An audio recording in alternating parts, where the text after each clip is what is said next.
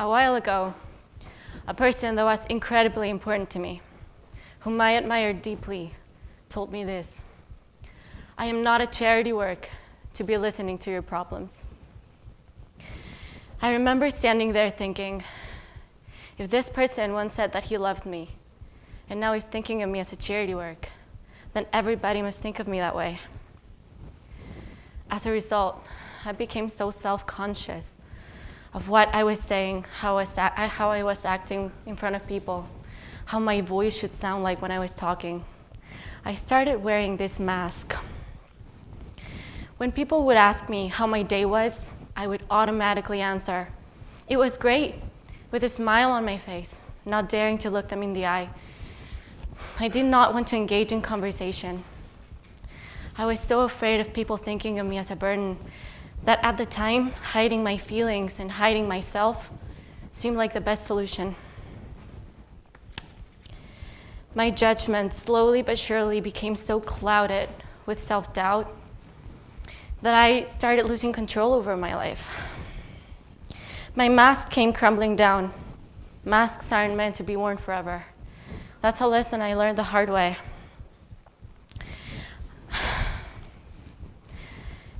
I stopped caring about what was once very important to me. My friends, my family, my career. They became a memory. I lost so many friendships.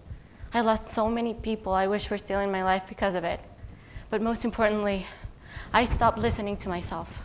I stopped listening to my needs because I was so afraid of what other people were going to think about me. I was so afraid someone was going to tell me that I was a burden.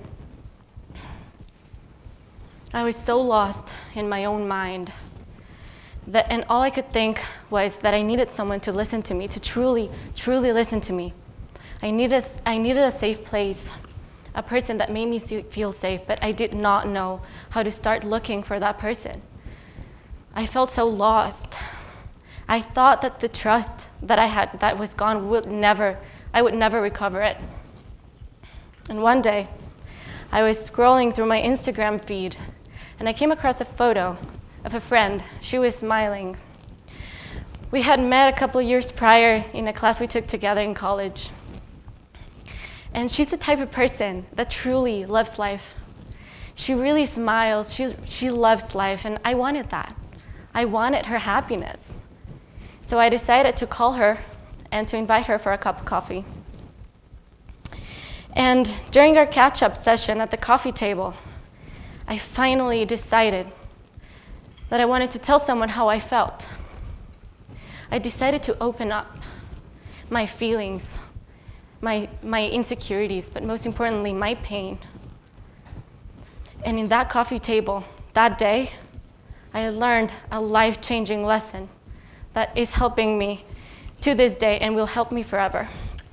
She taught me the true meaning of listening to someone. Now I ask you, have you ever had the need to tell someone something about yourself and they interrupt you and then they make the story about themselves? And now, have you ever been that person? Here's an example. Something crazy happened to you over the weekend and you want to tell your girlfriend about it. And you're excited and you're telling her about this crazy story that happened to you over the weekend. And then all you can hear her say is, "Oh my God, that exact thing happened to me 3 weeks ago." And then she starts making the story about herself. And you look at her puzzled because now you don't get to tell your story.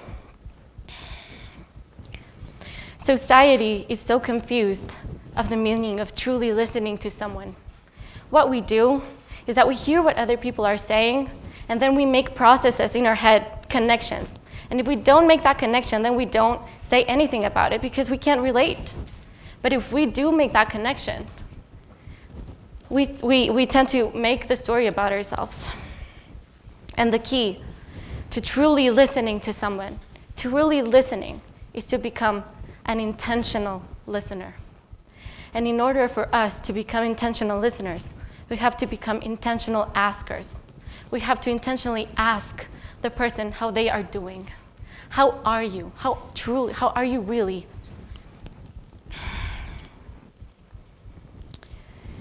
Most of the times when people are telling us about themselves, they don't want our opinion. They want our silence. They want somebody to listen to them. They want somebody that they can rely on. We are so afraid to share our vulnerabilities most of the times that we choose not to speak up. But those feelings are in the back of our minds constantly reminding us that we are not okay. And it is okay to feel like that sometimes. But if we don't speak up, suddenly those feelings take over our lives. And the mask that we're wearing falls down. Vulnerability is a superpower, and my mask was my weakness. As I said before, I lost so many people I wish were still in my life because I did not know how to control and how to trust my feelings. That day at the coffee table, I learned something else. I learned that by having problems, that didn't make me a burden, that made me human. People are enough to be listened to, respected. People are enough to have someone to be there for them. People need people. And I stand before you here today to tell every one of you that you matter. Your problems matter. It doesn't matter where you're standing in your life's journey right now. And it is not okay to compare yourself to other people. Nobody wins that way. You are enough to be listened to, but most importantly, you are enough to listen to somebody else in need. Today, I thank that boy because he helped me become the woman I am today. And yes, I was so broken. But by breaking, I got to rebuild myself into the best version of me yet. A version I admire, a version that I love and I respect. As of today, I met the most incredible man there is. I have the most amazing partner. Not only does he empower me to speak up, he loves it when I do. He makes me feel safe. And now, I'm not saying that that person should be your partner. It could be your mom, your best friend, your neighbor, your coworker. It might be the person sitting next to you today. There will always be someone out there that will listen to you. But most importantly, you can listen to somebody else, truly listen to somebody else. You can help save a life, and believe me, that's a downright heroic act.